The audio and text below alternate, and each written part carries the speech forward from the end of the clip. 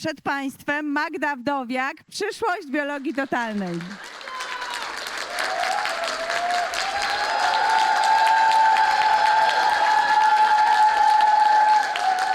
Jeszcze nic nie powiedziałam. Słyszymy się? Jeszcze nic nie powiedziałam, a wy już bijecie brawo. Dziękuję wam bardzo. Ja rozumiem, że to są brawa za to, że odważam się tu stanąć na scenie po Rainerze Kyrnerze. A więc, kochani, tak, wybrałam ten temat, wiedząc już, że będę tutaj na scenie tego dnia jako ostatnia. I pomyślałam sobie, że tyle razy polecą już wykresy, DHS-y, SBS-y i SMS-y, że już może właśnie zrobimy zoom out. Odjedziemy trochę tą kamerą i przyjrzymy się, w jakiej my w tej chwili znajdujemy się sytuacji tutaj w naszym kraju. Może i to będzie jakaś metafora tego, co się dzieje na świecie, choć myślę, że na razie w mikroskali. Pomyślałam właśnie o takim temacie jak przyszłość biologii totalnej, żebyśmy właśnie mogli, będąc tutaj na takim kongresie jak ten po raz pierwszy w ogóle w Polsce, brawo Jasia. Cudowna idea. Wiem, że nie było łatwo, ale dziękujemy. A myślę, że jeszcze podziękowania przyjdą do ciebie nie raz. A więc właśnie pomyślałam sobie, że zbierając się po raz pierwszy w takim miejscu jak tu, właśnie w takim składzie, gdzie jeszcze nie jesteśmy dość homorodną grupą, gdzie widać było, jakie jeszcze są różnice może w rozumieniu i pojmowaniu naszych metod, którymi pracujemy albo których używamy tutaj dla samych siebie. Wiem, że tu na sali jest mnóstwo konsultantów metody. Wiem, że tutaj jest bardzo dużo osób, które interesują się same dla siebie biologią totalną, miłośników, pasjonatów. Ja będę mówić biologii totalnej, bo ja jestem od tego, ale wy rozumiecie, że to chodzi też i o wszystkie metody pokrewne, wszystko, co wyrosło na bazie germańskiej nowej medycyny, czy nowej germańskiej medycyny. Wciąż nie mogę się nauczyć, jak to było kiedyś, a jak będzie dziś, ale wy mi na pewno w tym pomożecie. W każdym razie pomyślałam, że właśnie ten moment, taki kongres jak ten, jest miejscem na to, żeby coś uwspólnić. I myślę, tak.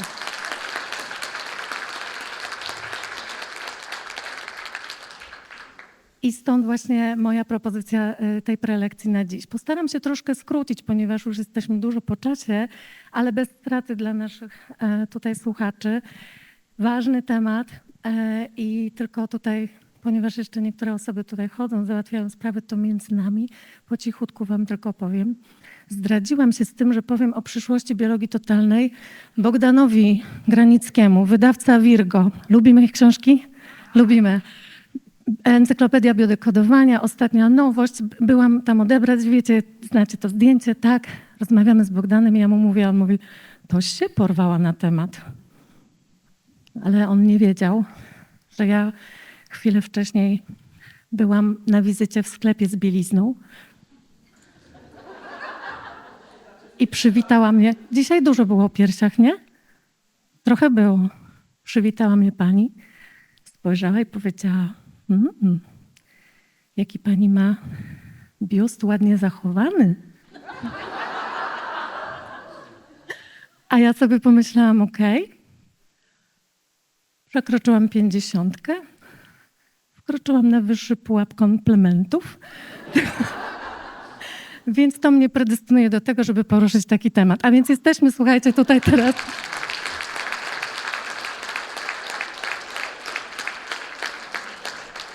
W punkcie, gdzie jesteśmy dziś? To jest takie miejsce, żeby sobie troszkę podsumować. W zasadzie to mam poczucie, że mówię do ludzi inteligentnych i świadomych. Inteligentni sobie resztę doszukają, a świadomym to niepotrzebne.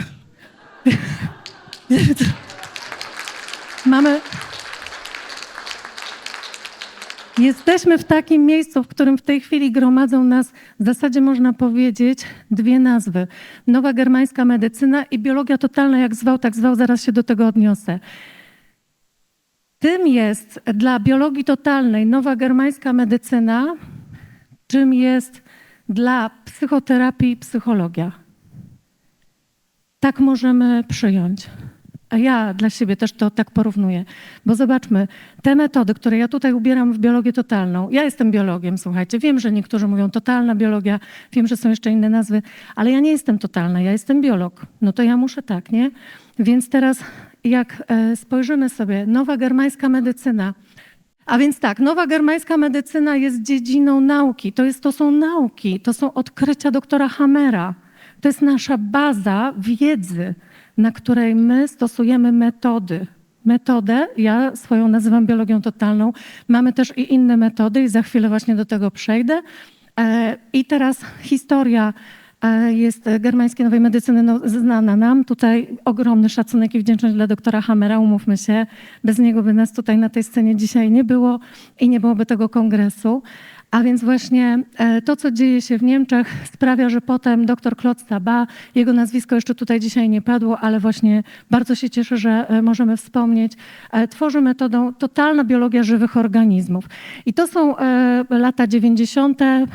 Dochodzimy do roku 2000 mniej więcej, jeśli chodzi o historię i gdzieś właśnie tutaj w tym czasie do Polski wchodzi germańska nowa medycyna. Zaznaczmy, że najpierw jest to wiedza, a na niej wyrasta później metoda.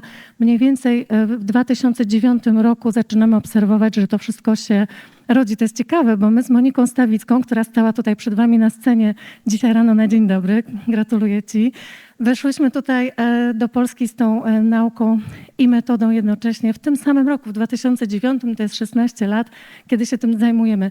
Mój pierwszy wykład odbył się właśnie w 2009 roku. Było to we Wrocławiu na zaproszenie takiego towarzystwa jogowego, które mnie zaprosiło do siebie do ośrodka i poprosiło o kilka słów właśnie po moich pierwszych 3 kursach, które zrobiłam raz po raz, jeden po drugim. Jak znacie historię, to znacie. Gdzieś w jakimś wywiadzie o tym opowiadam. Tak, pojechałam tam do nich w czarnej sukience, w czarnych rajstopkach i na obcasach. I weszłam na salę 40 osób ubranych na biało, w turbanach i kazali mi zdjąć buty. I tak właśnie zaczęła się historia biologii totalnej w Polsce. Ale mówiłam o kęsie, mówiłam o kości, której nasz żołądek nie trawi. Mówiłam dokładnie to samo. Na tym przykładzie właśnie rozwijaliśmy już wtedy świadomość biologii totalnej w Polsce. Także taka jest nasza historia. Mogłabym o tym opowiadać więcej. Pierwszy kurs pilotażowy odbył się w 2008 roku i to za sprawą Gilberta Renaud. Jestem też ogromnie wdzięczna, że zechciał przyjechać do Polski i podzielić się tutaj swoimi naukami. A w ślad za nim przyjechał później Gerard Attias. Jestem jego studentką, wielka wdzięczność dla nich za to, że zechcieli tutaj w Polsce dzielić się swoją wiedzą i doświadczeniem.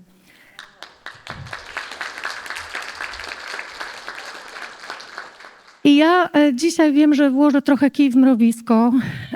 Znacie mnie z tego, że lubię mówić prawdę i dzielę się tym zawsze tak, jak to widzę.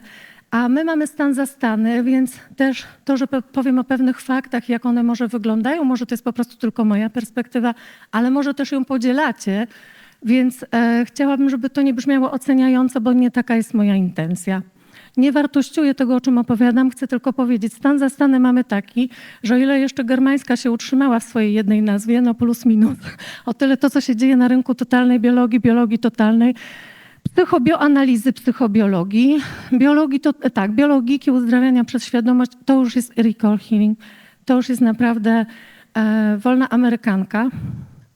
I znowu, może tak musi być, może są tego powody, natomiast to jest jeden z czynników, które ja chciałabym dzisiaj wyłuskać, po to, żebyśmy zobaczyli, że o ile my jako konsultanci i praktycy metody się w tym jeszcze jakoś łapiemy, o tyle osoby, które zaczynają zyskiwać świadomość metod opartych na germańskiej, gubią się w tym absolutnie. Zgodzicie się? Macie takie doświadczenia? Ludzie nie wiedzą, czym to się różni, nie wiedzą, o co chodzi, a dlaczego jedna osoba nazywa tak, a dlaczego druga tak, a jeszcze trzecia inaczej, a jeszcze coś po angielsku i w czym rzecz. I chcę powiedzieć, to jest po prostu historyczne. To historia nas do tego doprowadziła. Nie mamy w Polsce w tej chwili żadnej legislacji prawnej, która by w jakikolwiek sposób ustanawiała nasz zawód. Nie mamy żadnego stowarzyszenia, nie mamy żadnej fundacji, nie mamy w zasadzie nawet nazwy naszego zawodu, tak szczerze mówiąc. Zgodzicie się? To, co się dzieje w tej chwili, to jest taki stan zastany, w którym my obserwujemy, że facylitatorem metody, powiedzmy biologii totalnej, psychobiologii, recall healing, może zostać osoba, która ukończy jedną z akademii, która uczy wiedzy podstawowej. Tutaj mamy kilka takich wiodących akademii w Polsce i o ile zyska certyfikat danej akademii, to wtedy mieni się konsultantem, terapeutą czy właśnie facylitatorem metody. Natomiast tak naprawdę nie mamy żadnej odgórnej instytucji, która by nam ten tytuł nadawała. I to jest stan zastany. I znowu, tak jak z tym jabłkiem, które tutaj oglądaliśmy, spada na ziemię i gnije. Czy to dobrze, czy to źle? Po prostu. Na razie mamy tak, zobaczymy, co będzie dalej. Stan zastany mamy dzisiaj jeszcze taki, że jak obserwuję, co się dzieje w internetach, w mediach społecznościowych, jak patrzę na to, co piszemy i chciałabym tutaj właśnie powiedzieć my wszyscy, jak wypowiadamy się na ten temat, to bardzo często w zasadzie sprowadza się ta nasza metoda biologii totalnej do tego, żeby przytaczać cały czas nieśmiertelny cytat Carla Gustawa Junga pod tytułem "Wszystko, co nieuświadomione, powróci jako..." Dziękuję bardzo. Oczywiście wszyscy ten cytat znamy. Ja się pytam, czy my to kiedyś posuniemy do przodu? Czy my kiedyś ruszymy z tego miejsca, żeby już za Karlem, który tam spoczywa w spokoju, po prostu gdzieś rozwinąć to dalej? Jestem osobą, która patrzy na to, jak nasi klienci, jak ludzie, którzy do mnie podchodzą, rozmawiają, rozpoznają mnie, czasem kelnerzy, chcę powiedzieć, czasem fryzjerka, różnie to jest, te rozmowy czasem w kuluarach. A więc właśnie, kiedy przychodzą, mówią o biologii totalnej, to bardzo często słyszę, biologia totalna, albo masz konflikt z ojcem, albo z matką, nie? A ja wtedy odpowiadam, nie. Albo masz za dużo seksu, albo za mało. O! Bo to, co wchodzi w naszą świadomość łatwo, to, że stopy to matka, nie? Ręce to ojciec. Ile razy to słyszeliście? Błagam, podnieście rękę do góry. Kolana to matka. I teraz znowu zadaję pytanie. Wiem, że wkładam kij w mrowisko, ale właśnie zróbmy to dziś. Właśnie zróbmy to dziś, na takim spotkaniu jak to. Żebyśmy my posunęli świadomość społeczną o jeden kawałek dalej. Bo zaraz odpowiemy sobie na pytanie, jaka będzie przyszłość biologii totalnej. Od kogo to zależy? Od nas. Zaczynam od siebie, oczywiście. A więc właśnie jeżeli przychodzi do mnie ktoś z jakimiś właśnie takimi zdaniami, to mnie coś trafia, bo nie po to my siedzieliśmy dzisiaj od godziny 10, studiując tablicę Hammera, nie po to oglądamy te wszystkie wykresy, żeby sprowadzać wszystko tylko i wyłącznie do tego, żeby powiedzieć na końcu kolana to matka. Dobra wiadomość jest taka, że obserwujemy wzrost. Nasza metoda, znowu, ja używam nazwy biologia totalna, wy proszę sobie stosujcie swoją. Nasza metoda w tej chwili obserwuje wzrost zarówno zainteresowania społecznego, powszechnego. Coraz więcej ludzi dowiaduje się o tym, że w ogóle coś takiego jest. Umówmy się, jeszcze 10 lat temu nie rozmawiało się o tym na ulicach, nie było artykułów w gazetach za dużo, gdzieś tam w jakichś różnych, powiedziałabym pierwszych gazetach. Sonia, uśmiecham się do ciebie, pamiętam, kiedy był nasz wywiad. Sonia prowadziła ze mną kiedyś wywiad o biologii totalnej. Pamiętasz, który to był rok? Dla wróżki chyba.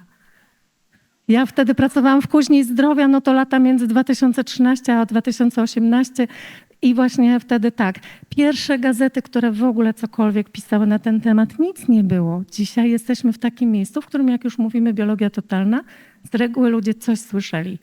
Co tam sobie rozumieją, to rozumieją, ale już coś słyszeli. A więc rośnie zainteresowanie metodą, rośnie poczucie sensu tej metody i tutaj też chcę powiedzieć, bardzo się z tego cieszę, dlatego że jak pracuję z konsultantami, choćby w Akademii Mistrzów Biologii Totalnej, tu witam dziewczyny bardzo serdecznie, machają, i z innymi osobami, które przychodzą do mnie na warsztaty, to obserwuję właśnie, że kiedy widzimy, że biologia totalna pozwala na uzdrowienie przez uświadomienie, to nabieramy poczucia sensu tego, co robimy.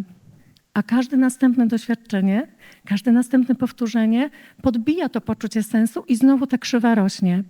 A więc metoda przez to, że i konsultanci nabierają takiego przekonania, że to ma sens I ludzie się o tym coraz bardziej dowiadują. Ta metoda po prostu staje się coraz bardziej upowszechniana. W ten sposób również rośnie jej świadomość, co mnie osobiście bardzo cieszy. Wiecie, że jestem osobą, która chwali świadomość znowu chyba od dziecka. Cytat, czytamy razem. W dniu, w którym nauka zacznie badać zjawiska niefizyczne, osiągnie większy postęp w ciągu 1 dekady niż we wszystkich poprzednich wiekach swojego istnienia. I to jest odpowiedź, kochani, na częste hasła, z którymi się spotykamy, bo jak rozmawiamy o sytuacji zastanej, jak rozmawiamy o tym, jaka jest świadomość metody dzisiaj, to nie da się nie powiedzieć o tym, że bardzo częstym zarzutem, z którym się spotykamy, jest tak zwany brak dowodów naukowych. Prawda? Spotykacie się z tym? Widzę, że kiwacie głową. Tak, właśnie nam się to zarzuca. O, nie ma na to badań. No to ja się zapytam w takim razie, jakie my mamy przedstawić badania, kiedy każdy z nas pracuje w swoim gabinecie indywidualnie, prowadzi swoją osobistą statystykę i przyjmuje pacjentów nie tylko z jedną wybraną chorobą, ale przyjmuje ile leksykon chorób? Ktoś jest na sali lekarz? W spisie chorób medycznych ile mamy? Ponad 3000 jednostek wyszczególnionych. To cały czas rośnie. I my, kiedy przychodzi do nas klient, pacjent, jakkolwiek możemy nazwać, my nigdy nie wiemy, z czym do nas przyjdzie. Mało tego, czasem może powiedzieć przez telefon, że przyjdzie z jakimś guzem albo przyjdzie do nas z migdałkami, bo tam właśnie jest przerost u dziecka albo coś jeszcze innego, ale się okaże, że po drodze złamał rękę i tak pracujemy z czym innym. Macie tak? Nie raz. Więc nigdy nie wiemy. I teraz ja chcę zapytać, o jaką statystykę nas pytają? Jak my mamy przeprowadzić? Czy ja przeprowadziłam 3000 przypadków nad rakiem piersi zrazikowym i kolejne 3000 przypadków nad rakiem przewodów wyprowadzających sutka? Nie. Ja mam za sobą 7000 sesji indywidualnych biologii totalnej. To jest naprawdę dużo. Ale to nie jest tylko i wyłącznie w jednym kawałeczku. Ja pracowałam ze wszystkimi chorobami i to są często pojedyncze przypadki. Nie jestem w stanie pokazać swojej statystyki.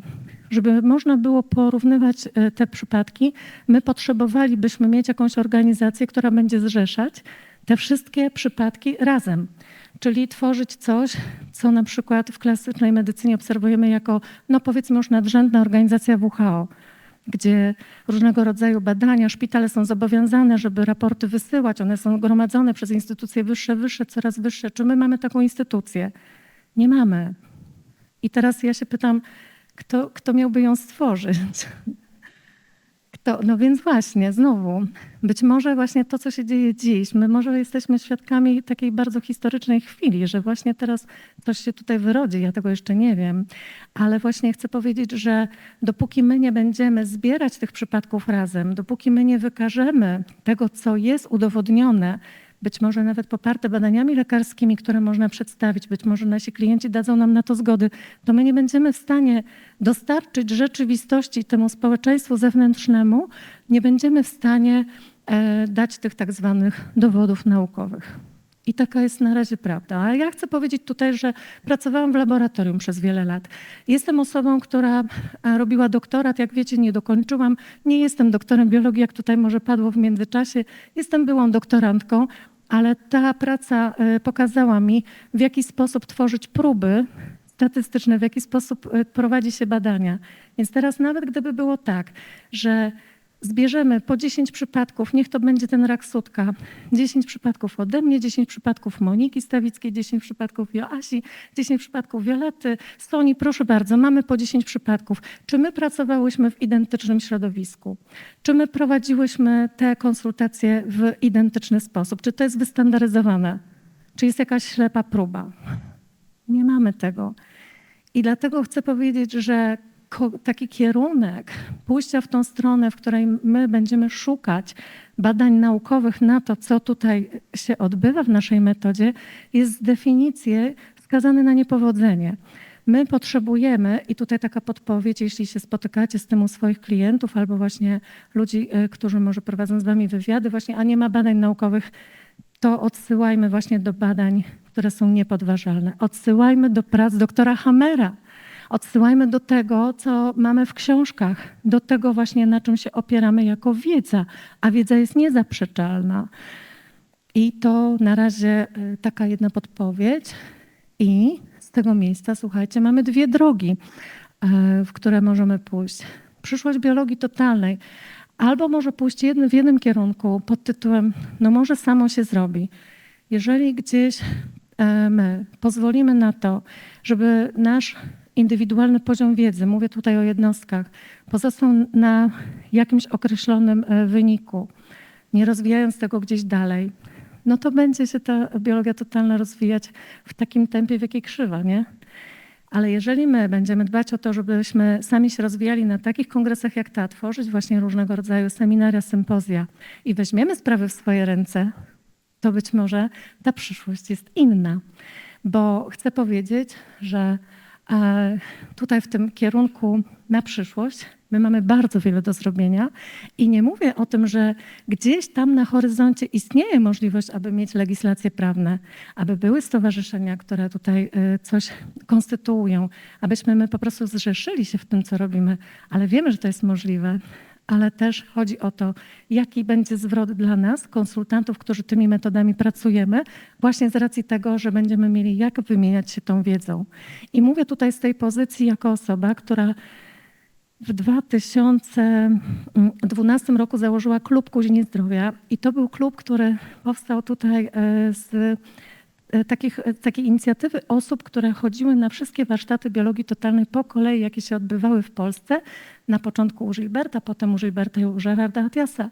I w którymś momencie myśmy właśnie poczuli, że jest taki brak tego, że ci nauczyciele przyjeżdżają z zagranicy, zostawiają nam bardzo cenną wiedzę, ale tak naprawdę za chwilę wyjeżdżają sobie na kolejne 3-4 miesiące albo na pół roku, a my tu zostajemy właśnie z tymi kwiatkami, z tymi ludźmi, którzy na nas polegają, bo przychodzą i nas proszą o pomoc. I teraz pytanie, jak my mamy im pomóc dalej? I właśnie z tej inicjatywy powstał klub, który działał 12 lat. Myśmy się spotykali co miesiąc na 4 godziny na obrady właśnie w biologii totalnej. Miałam zaszczyt prowadzić ten klub i uczestniczyłam we wszystkich spotkaniach, zjazdach klubu, jakie były przez 12 lat. To był zawsze dla mnie priorytet. Nieważne, działka, nie działka, w niedzielę o 16 ja zawsze musiałam być. I to mi właśnie pokazało, że co dwie głowy to nie jedna i że kiedy jesteśmy razem i obradujemy, dzielimy się tymi przypadkami, podpowiadamy sobie różne kierunki, to z tego naprawdę możemy bardzo dużo uzyskać, rozwinąć. I żeby można było o tym opowiedzieć więcej, chcę się zatrzymać na takim slajdzie. Kompletnie nie mam pojęcia, o której zaczęłam, ale wiem, o której skończę. Chcę was zachęcić tutaj na chwilkę. To już jest chyba przedostatni albo przedostatni slajd, także spokojnie. Możecie się odprężyć, tutaj tak, usiąść, popatrzmy sobie chwilę. Mamy tutaj taki diagram, którym bardzo, bardzo bym się chciała posłużyć w naszych rozważaniach. Diagram tak zwanej świadomej kompetencji i niekompetencji. Jak widzimy, na osi poziomej, czyli to, co Rainer nazwał horyzontem, jest odznaczona nasza kompetencja. Oczywiście im bliżej lewej strony, waszej lewej strony, tym mniejsza ta kompetencja. Ona rośnie w prawą stronę. Teraz na osi pionowej odznaczamy świadomość, która również może rosnąć z jakiegoś punktu wyjściowego coraz wyżej i w sposób nieskończony, niczym nieograniczony. I teraz jak się temu przyjrzymy, chciałabym, żebyśmy zaczęli od tego kwadrantu po lewej stronie na dole, bo najczęściej właśnie tak jest, że my o pewnych rzeczach dowiadując się po raz pierwszy, wchodzimy właśnie w ten kwadrant, a w zasadzie w przejście z niego do tego, który jest wyżej. Na dole mamy nieświadomą niekompetencję, czyli w zasadzie można powiedzieć ignorancję. To jest taki stan, w którym po prostu nie wiesz i nawet nie wiesz, że nie wiesz. I każdy z nas w tym stanie bywa. Po prostu czasem nie wiemy, no bo jak zadała wam pytanie 20 lat temu, słyszeliście już o naukach doktora Hammera? Kto wiedział? Mało kto. Byliśmy właśnie wtedy ignorantami. Znowu nieoceniająco, po prostu fakt. Ale potem jest taki moment, gdzie nagle się dowiadujesz czegoś i właśnie wchodzisz w taki pułap świadomej niekompetencji, bo moment, w którym zdasz sobie sprawę z tego, że w ogóle coś istnieje, to jest moment, w którym zdajesz sobie sprawę z tego, że tego po prostu nie umiesz, że jeszcze w tym nie byłeś, że to jest coś nowego. Jakbym chciała tak właśnie przybliżyć, czym jest ten moment przejścia z tej nieświadomej niekompetencji do świadomej niekompetencji, no to bym dała kilka przykładów. Pierwszy, taki najprostszy, jest wtedy, kiedy budzisz się rano i w tej pierwszej minucie zaczyna do ciebie docierać, że na świecie są już godziny. Nie? To jest moment uświadamiania się. Aha. Czasem właśnie w ten moment tego uświadomienia możemy wejść, scrollując telefon i natykając się na jakiś filmik, który budzi nasze aha. Ja wiem, że wy nie scrollujecie telefonów, nie? A ja wiem, że wy z tym pracujecie dlatego, że wasi klienci scrollują. Więc wy scrollujecie tylko po to, żeby sprawdzić, co widzą wasi klienci. To jest oczywiste, oczywiście. No więc właśnie scrollujesz, żeby zobaczyć, co widzi twój klient i właśnie wchodzisz na taki filmik, gdzie tam goła pani wisi na wielkim, tykającym wahadle, nie? I tyłkiem rozmazuje farby po czymś, co później nazwiemy obrazem, powiesimy na ścianie i sprzedamy za pieniądze, których ty nigdy w życiu nie zarobisz na swoich sesjach z biologii totalnej przez pół roku albo nawet przez rok. I sobie myślisz, o tym nie wiedziałam. To może ja też. Bo nawet mam predyspozycję. To jest właśnie ten moment, kiedy zyskujemy świadomość i jest coś takiego, nawet mi to nie przyszło do głowy. To jest właśnie ten moment, słuchajcie. I teraz proszę, żebyście nie robili mi zdjęć. To jest właśnie, serio, to jest właśnie ten moment, w którym na przykład taka pani redaktor, która na co dzień pisze w tygodniku, dowiaduje się, że jest coś takiego jak totalna biologia i myśli sobie, to może ja napiszę o tym artykuł, bo w zasadzie jeszcze mi za to zapłacą. W zasadzie to ja sobie myślę, to nawet fajna praca. Jak ja bym miała tak co tydzień pisać artykuł o czymś, co się właśnie dowiedziałam i mi za to będą płacili, to mi by się podobało, nie? Ale my z dzisiejszej perspektywy patrzymy sobie na ten artykuł i czytamy, no tutaj właśnie, niech ja wezmę sobie jakiś tam przykład z pamięci. Włosy ci wypadają, bo masz lęk o to, że będą ci wypadały włosy. I sobie myślisz, gdzie jesteśmy na tej osi? Szukam i czuję, że się muszę bardzo przesunąć w lewo i do góry, że jeszcze trochę przed nami. Czyli już rozumiemy, gdzie jesteśmy? Tu jesteśmy właśnie w tym przejściu, ale gdzie byśmy chcieli być? No właśnie, chcielibyśmy być w nieświadomej kompetencji. Dlaczego chcielibyśmy być w tym punkcie nieświadomej kompetencji? Dlatego, że to jest najwygodniejszy moment używania wiedzy, stosowania jej w sposób bezwysiłkowy, w sposób automatyczny, kiedy przychodzi nam to bardzo, bardzo gładko. To jest taki moment, w którym jedziesz windą i do windy wsiada gość ze złamaną ręką, a ty sobie myślisz, faza naprawcza.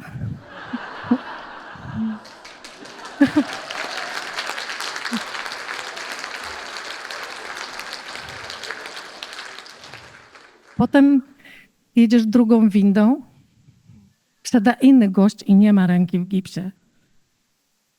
I się zastanawiasz, kurde, faza aktywna? To właśnie jesteśmy tu, kochani.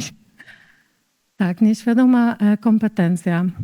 To jest właśnie coś, czego używamy na co dzień. W momencie, kiedy przychodzi do nas sąsiadka i po raz kolejny skarży się, że jej dziecko znowu zachorowało na zapalenie oskrzeli. A ty myślisz sobie, serio? Myślisz, że nie wiem? Myślisz, że nie słyszę tych awantur na górze? To jest właśnie to.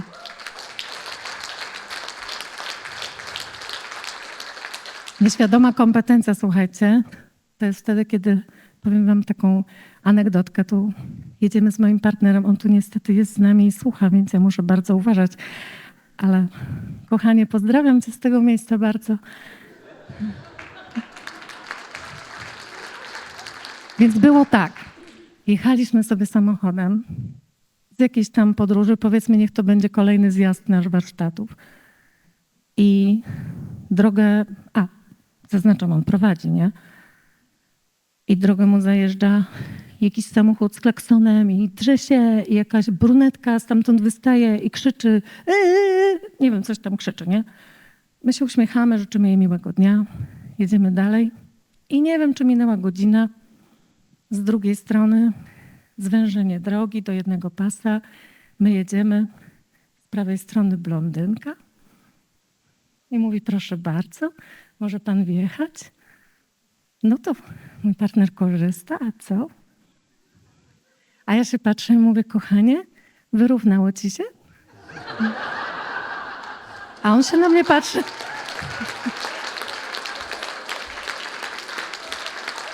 A on się na mnie patrzy i mówi, ty tak żyjesz cały czas? A ja się patrzę, a można inaczej?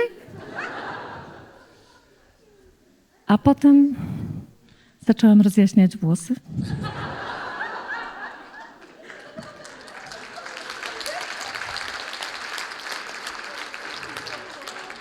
Wszyscy chcemy być tu. Chcemy w naszej metodzie, jakkolwiek ją dla siebie nazywacie, chcemy być tutaj. Ale żeby dojść tutaj z poziomu tego, to potrzebujemy przejść drogę. I teraz my chcielibyśmy się skupić tutaj w tym wykładzie właśnie na tej drodze, bo jest to droga świadomości. Jak widzicie, kochani, jesteśmy w górnej połowie tego wykresu, a więc jesteśmy właśnie tutaj w przejściu ze świadomej niekompetencji do świadomej kompetencji. I jak widzimy tutaj strzałka, którą Michał, dziękuję ci serdecznie, zaznaczył jako największą.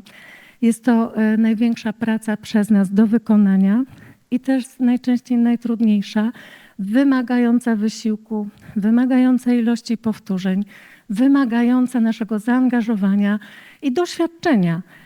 To jest właśnie to miejsce, w którym my tak naprawdę zdobywamy to doświadczenie poprzez naszą praktykę, poprzez właśnie to, że czytamy książki, czytamy artykuły, jesteśmy na bieżąco z wszystkimi wydarzeniami, jesteśmy na bieżąco z wiedzą, która się cały czas rozwija, jesteśmy na bieżąco z tym, co robimy nawzajem. To jest właśnie to, co rozwija naszą kompetencję. Przez to, że rozwijamy naszą wiedzę, że dowiadujemy się, że biologia totalna może być metodą, która będzie łączona z innymi metodami, że ludzie to robią, że inkorporują elementy innych metod do swojej praktyki, aby osiągnąć jeszcze wyższą skuteczność. Przez to, że my się dowiadujemy, że na przykład może powstać coś takiego jak biologika sukcesji. Witam cię, Paweł. I polecam bardzo serdecznie książki. Właśnie przez to, że my widzimy, że biologia totalna, ona zaczyna wchodzić w inne dziedziny naszego życia. A więc nie dość, że my możemy do niej coś dołączać, to jeszcze i ona się tutaj rozpycha. Czasem się rozpycha, czasem po prostu przenika, ale właśnie to jest to, że ona zaczyna po prostu wchodzić w nasze życie. Jeśli my będziemy to śledzić, jeśli my będziemy przyjmować to i teraz co ja powiem, świadomie, to my będziemy budować nasze kompetencje i świadomość naszych kompetencji. W którymś momencie nasze kompetencje stają się wtedy coraz bardziej świadome. I teraz rozwój świadomy tego, co my robimy, z jednej strony idzie przez głowę i przez rozum, bo my wiedzę przyjmujemy intelektualnie. Zgodzimy się? Ale jeżeli to będzie tylko i wyłącznie na poziomie głowy, jeżeli to będzie tylko i wyłącznie z poziomu rozumu, z poziomu czystej wiedzy, to za mało. Dlaczego? Dlatego, że jak już dzisiaj też padło na tej scenie kilka razy, ludzie potrzebują od nas serca. Bo jeśli warunkiem koniecznym do powstania konfliktu, DHS-u jest poczucie osamotnienia, poczucie izolacji, to poczucie bycia niezrozumianym, odrzuconym, opuszczonym, wszystkie te kawałki, to znaczy, że do zdrowienia będziemy potrzebowali opieki, towarzyszenia, zrozumienia, wysłuchania bardzo często. To jest właśnie to, czego my potrzebujemy do tego, żeby wyjść z naszego konfliktu, przejść z fazy aktywnej do fazy naprawczej. To jest nasza rola, żebyśmy my to serce do tej naszej praktyki włożyli. Jak my możemy to zrobić? Tylko i wyłącznie wtedy, kiedy wiedza, którą zaciągamy z książek i tak dalej, już dzisiaj to padło, stanie się czymś naturalnym dla nas.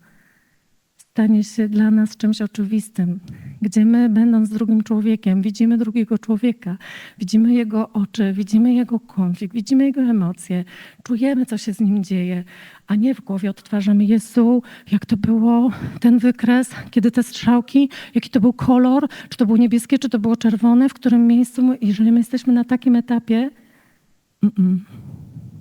kompetencja może tak, ale czy świadoma, a potem nieświadoma? Takie zastanowienie, żebyśmy mogli poczuć tą różnicę, żebyście mogli poczuć tą różnicę, to chciałabym was zaprosić do takiego mikro ćwiczenia. Jeśli możecie, siądźcie sobie wygodnie, ale jak ktoś lubi niewygodnie, to też proszę. W zasadzie za każdym razem mnie zastanawia, dlaczego ludzie siadają wygodnie dopiero jak im się pozwoli. A więc teraz, kiedy jest już wam wygodnie i nic was nie rozprasza, chciałabym, abyście wyobrazili sobie bądź poczuli, to są wasze filtry, tak jak wam będzie łatwiej. Możecie zamknąć oczy, jeśli komuś jest łatwiej, albo zostawić otwarte, jeśli tak się czuje bezpieczniej. Ja powiem teraz słowo, hasło, a ty złap ten stan, co się z tobą dzieje, kiedy to mówię. Co masz przed oczami, kiedy mówię woda? Woda. Może ktoś zobaczy szklankę wody, może wzór chemiczny, może ocean, wodospad, deszcz, woda. A teraz poczuj, co się zmieni, kiedy do ciebie mówię żywa woda.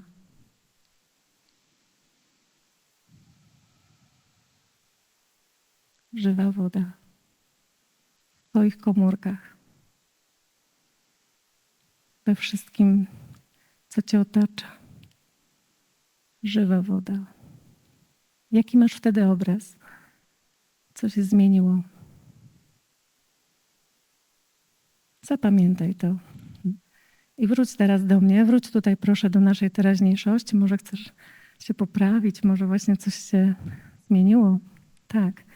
Kiedy rozmawiamy o świadomości, biologii totalnej, kiedy rozmawiamy o tym, co ona może dla nas zrobić, rozwijając naszą świadomość i wnosząc świadomość do naszego życia, to rozmawiamy właśnie o tych różnicach, jak jest przejście z woda do żywa woda. Ja, kochani, przyszłość biologii totalnej widzę właśnie w tym kierunku, gdzie pewne rzeczy, które my będziemy robić poprzez biologię totalną, staną się dla nas czymś naturalnym, czymś żywym, bo bio jest życiem. Bio jest czymś, co ożywia. I to my wprowadzamy naszą świadomością życie do tych wszystkich komórek, o których rozmawiamy. Jeżeli my będziemy mieli tylko i wyłącznie w głowie samą wiedzę, ale zabraknie nam świadomości tego, że to jest o życiu, to jeszcze nie jest ta nieświadoma kompetencja. Ja widzę przyszłość biologii totalnej tak, że w którymś momencie przestanie ona być dla nas po prostu metodą, a stanie się dla nas filozofią życia. Będzie czymś naturalnym. Tak, będzie czymś naturalnym. Będzie czymś... Zachęcam. Tak. Gdzie w którymś momencie granica między metodą a pojmowaniem rzeczywistości przez pryzmat praw natury się po prostu zatrze. Dlatego, że kiedy słyszę dzisiaj, jak ktoś do mnie mówi, że biologia totalna, to mówi o tym, że jak masz problem ze wzrokiem, no to nie chcesz czegoś zobaczyć. Ale ja chcę, naprawdę chcę. No to może nie możesz, nie? Jeżeli właśnie jesteśmy w tym miejscu, znowu, to jest to miejsce właśnie tego początku naszych kompetencji. W momencie, kiedy właśnie przechodzimy w świadomość, my zaczynamy czuć i to dla nas już nie będzie dlatego, że biologia totalna to powiedziała. To, co mnie najbardziej boli, kiedy ludzie mówią o tym, że właśnie konflikt, jaki stoi za problemem ze wzrokiem, to dlatego tak się nazywa, że biologia totalna to mówi, to jest największe niezrozumienie świata. To nie biologia totalna tak mówi. Tak po prostu jest, bo to są prawa natury. My mamy to zrozumieć, my mamy to zobaczyć. A to, że biologia totalna to opisuje, to, że właśnie różne nauki po prostu to nazywają, ma być po prostu pomocą, ma być dla nas narzędziem do tego, żebyśmy my w którymś momencie poprzez to narzędzie zrozumieli prawa natury, które odkrył dla nas dr Hammer. To tak właśnie sobie wyobrażam. Wtedy właśnie, i tutaj ktoś przy stoliku dzisiaj mnie zapytał, a jak myślisz, Magda, czy biologia totalna wejdzie kiedyś do szkół? Tak, myślę, że tak. To jest nieuniknione. Tak jak psychologia dzisiaj. Słuchajcie, 60 lat temu kto miał świadomość praw psychologii? Psychologia cały czas się rozwija, tak samo biologia totalna będzie się rozwijać, ale tak samo jak się rozwija, tak samo się upowszechnia. Mieliśmy wykres. I to właśnie jest nasza przyszłość, tylko że my musimy robić to dobrze. Jeżeli zostaniemy na etapie, że kolana to matka, no to sorry.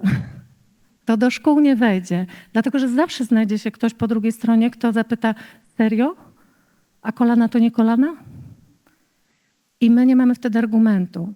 Dlatego właśnie apeluję o świadomość. Apeluję i proszę. I jednocześnie też chcę powiedzieć, chciałabym być takim przykładem, który po prostu zaraża, że to ma sens. Bo jeżeli my zrobimy to organicznie, jeżeli zrobimy to właśnie na bazie żywej wody, tak jak po prostu tym się staniemy, bo ja dzisiaj już nie umiem znaleźć granicy między tym, co mówię ja, a co mówi biologia przeze mnie. To jest tożsame, po prostu ja jestem biologią, zawsze byłam biologią i czuję to po prostu. Więc jeżeli my się tym staniemy, to w którymś momencie to będzie tak naturalne, że wejdzie do szkół, a może i do przedszkoli.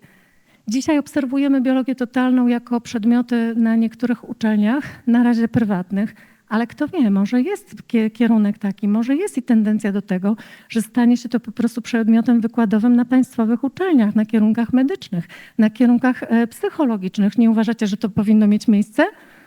Absolutnie. Natomiast kiedy się to stanie? Kiedy my będziemy tym żyć? Kiedy my będziemy budować właśnie tą świadomość? Już wiecie jak, wiecie co robić. I kochani, idziemy do chyba już ostatniego slajdu. Tak, bo właśnie kiedy biologia totalna stanie się naszą filozofią życia, to zrozumiemy, że świadomość uzdrawia. Uzdrawia nas wszystkich. I tu nie potrzeba żadnej ekwilibrystyki, nie potrzeba żadnych bardzo, bardzo trudnych schematów, tylko tego czucia z pola serca, z pomocą wiedzy, którą dostajemy, do zakorzenienia. Chcę wam bardzo serdecznie podziękować za uwagę.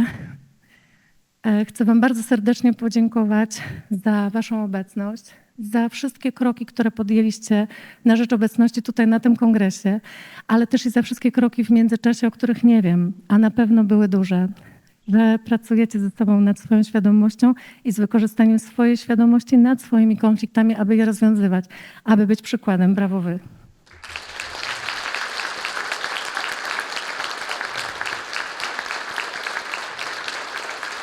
Chcę bardzo podziękować Joasi za zaproszenie tutaj, że mogę dzisiaj z wami być. Joasiu, wielkie brawa dla ciebie, dziękuję. Chcę bardzo podziękować swojej Akademii Mistrzów. Dziewczyny, kocham was i bardzo dużo się razem z wami uczę. Jesteście przecudowne. Jak również wszystkim swoim klientom i odbiorcom, których bardzo szanuję, bardzo cenię i którym jestem bardzo, bardzo wdzięczna, bo gdyby nie właśnie to zaufanie, to nie byłabym w tym miejscu, gdzie jestem. To, że ja mogę tu być, to dzięki właśnie tym wszystkim ludziom, którzy mi zaufali. Jestem bardzo wdzięczna.